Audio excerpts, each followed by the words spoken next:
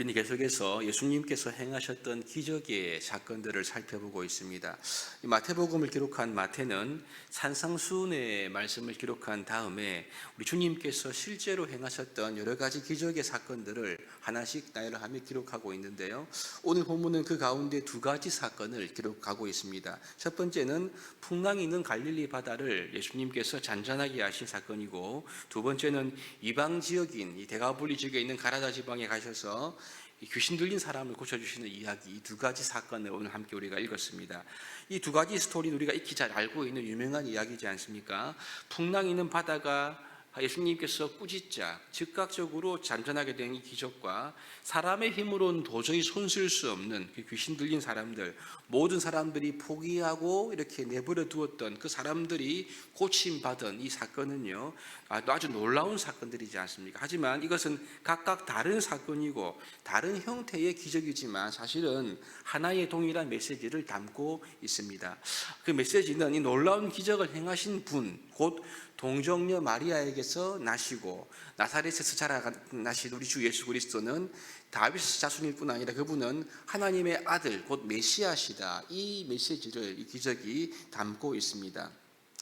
사도 요한의 기록에 의하면 예수님께서 제자들 앞에서 행하신 표적들이 아주 많았다고 기록하고 있는데, 그래서 그분이 행하신 기적을 낱낱이 기록한다면 아마도 이 세상이라고 하더라도 그 책을 다 쌓아둘 수가 없다, 그런 말씀을 기록한 것이 있습니다. 그만큼 우리 예수님께서 행했던 기적이 많다는 것을 의미하는데요. 여러분, 그런데 그 많고 많았던 기적 가운데 사도 마태가 백부장이 중풍병 걸린 하인이 고침받은 사건과 그 다음 베드로의 장모 열병을 고친 사건에 이어서 오늘 본문에 풍랑을 잠잠하게 하는 그런 기적과 더불어 귀신 들려 아무도 손쓸 수 없었던 사람들을 고친 이 기적을 특별히 선별해서 기록한 데에는 그 의도가 있는 것이지요. 그럼 여러분, 그 특별한 의도가 무엇일까요? 그것은 마태가 이 기적의 사건들을 통해서 이 기적을 행하셨던 분, 즉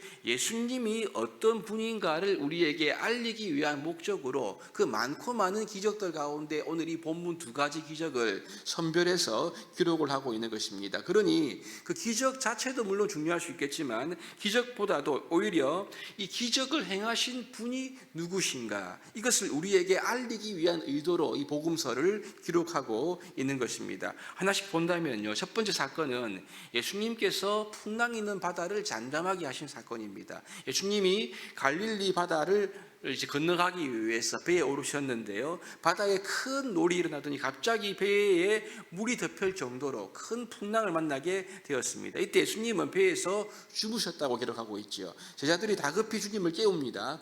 그리고 우리를 좀 구원해 달라고 요청을 하잖아요. 그때 예수님은 이들의 믿음이 없음을 자금을 꾸짖으면서 바람과 바다를 꾸짖더니 곧장 이 바람과 바다가 잔잔하게 되었습니다. 이 기적의 사건을 간략하게 묘사하면서 마태가 전하고자 하는 메시지는 27절에 기록되어 있는데 보시면 이렇습니다. 그 사람들이 놀랍게 여겨 이르되 이가 어떠한 사람이기에 바람과 바다도 순종하는가 하더라. 이것이 지금 마태가 전하고자 하는 메시지인 거죠. 여러분, 바람과 바다도 순종하는 분이라면 예수님이 누구시란 말입니까? 바로 그 바람과 바다를 창조하시고 섭리하시는 하나님이시다, 하나님의 아들이시다, 이것을 지금 말하고 있는 거죠. 그 다음 사건은 가다라 지방에 귀신 들린 두 사람을 고쳐주고 계시는 사건인데요, 지금도 여러분, 정신질환은 고치기가 쉬운 질병은 아닙니다. 그래서 심한 경우에는 정신병원에 격리해서 치료하지 않습니까? 오늘 본문에 나오는 이 귀신 들린 사람은 무덤 사이에서 나왔다라고 기록하고 있습니다. 이것은 정상적인 생활을 할 수 없었을 뿐만 아니라 아마도 무덤에 살았다는 것을 암시합니다. 사람들과 격리되어 있었던 거죠. 여러분, 그런데 이들이 고침받을 때에도 그냥 쉽게 고침받은 것이 아니라 돼지떼가 몰사하는 큰 피해를 입힌 것을 우리가 함께 읽어볼 수가 있습니다. 마태가 이렇게 기록한 이유는 여러분, 그만큼 여러 가지 상황들을 볼 때 이 두 사람의 귀신 들린 상태가 굉장히 심각했다는 것을 우리에게 알려주고 있습니다. 여러분, 그런데 이 부분에서도 우리가 주목해야 할 구절은 29절의 말씀인데요. 이것은 귀신 들린 사람이 예수님을 향해 했던 말씀이죠. 즉 귀신이 했던 말인데 29절에 보시면 이렇습니다. 이에 그들이 소리질러 이르되 하나님의 아들이여 우리가 당신과 무슨 상관이 있나이까? 때가 이르기 전에 우리를 괴롭게 하려고 여기 오셨나이까? 하더니, 지금 여러분 귀신 들린 자들 예수님을 향하여 뭐라고 말합니까? 하나님의 아들이여 이렇게 말하고 있습니다. 하나님의 아들이라고 예수님을 말하고 있는 거죠. 여러분, 그러므로 풍랑을 잠잠하게 하신 사건은 하나님의 아들이신 예수님께서 자연 세계를 다스리시는 하나님이시다는 것을 보여준다면, 지금 이 귀신 들린 사람을 고친 이 사건은요,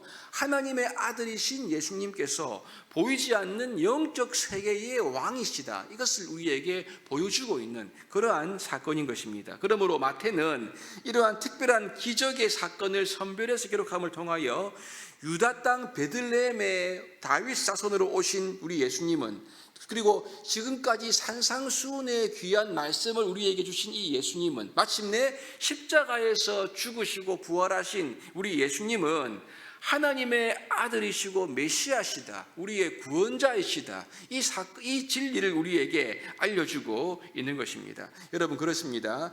우리 주 예수 그리스도께서는 하나님의 아들 메시아시기 때문에 우리는 지금도 예수 안에서, 예수님을 믿는 믿음 안에서 하나님의 구원을 지금도 경험할 수가 있습니다.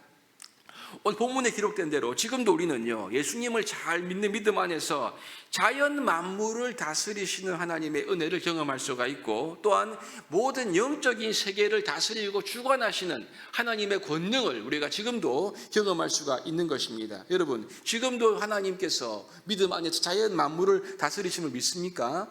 이것은 여러분, 최소한 주일학교 교사를 해보신 분들은 대부분 다 한 번 이상 경험해 보았을 것입니다.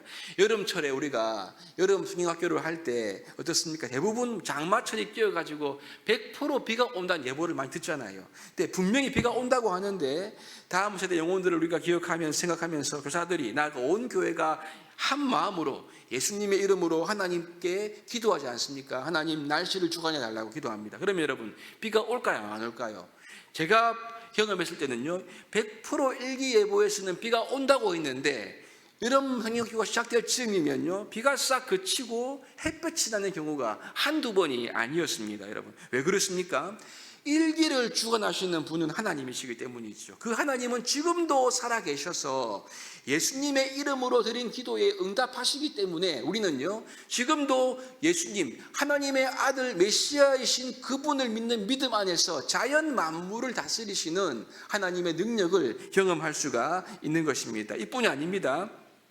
예수 믿기 전에 늘 불안하고 초조했는데 예수 믿고 나서 모든 우상들, 불교 용품들 이거 다 정리하고 하나님을 섬기면서 마음의 평안을 찾는 경우를 사역을 하면서 한두 명 만나본 것이 아닙니다.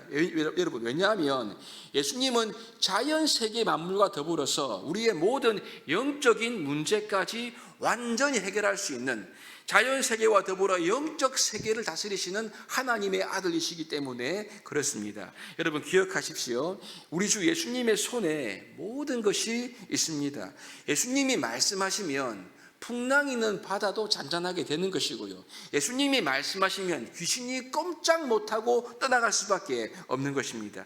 그분께서 내 삶에, 그분께서 나에게 말씀하실 때 주님의 말씀 속에 우리의 삶에 참된 구원과 회복이 있는 것을 믿어야 할 것입니다. 이 새벽에 이 말씀이 하나의 지식으로만 끝나는 것이 아니라 내 삶을 둘러싸고 있는 여러 가지 현실적인 문제 앞에서, 우리의 여러 가지 영적인 문제 앞에서 우리가 예수님을 바라보고 그분으로부터 오는 말씀을 붙잡을 수 있기를 바랍니다. 여러분, 그래야 할 때 우리는요, 주님으로부터 오는 말씀을 들을 때, 왜냐하면 우리가 믿고 사랑하고 의지하는 우리 주 예수님은 하나님의 아들 메시아시기 때문에 우리의 모든 현실에 있는 문제 속에서 그분의 말씀을 통하여 우리를 인도해 가시고 우리를 사랑하시고 우리의 모든 문제를 해결해 주시는 분이시기 때문에 그런 것이지요. 그분의 은혜 베푸심을 이 시간도 믿고 우리의 모든 삶을 하나님의 아들이시요 하나님이신 그리스도 앞에 가져가서 기도하고 그분께 의탁하고 나아갈 때 하나님의 영광스러운 능력의 손길을 경험하게 될 줄로 믿습니다. 이 은혜로운 기도의 시간이 될 수 있기를 주님의 이름으로 축복합니다.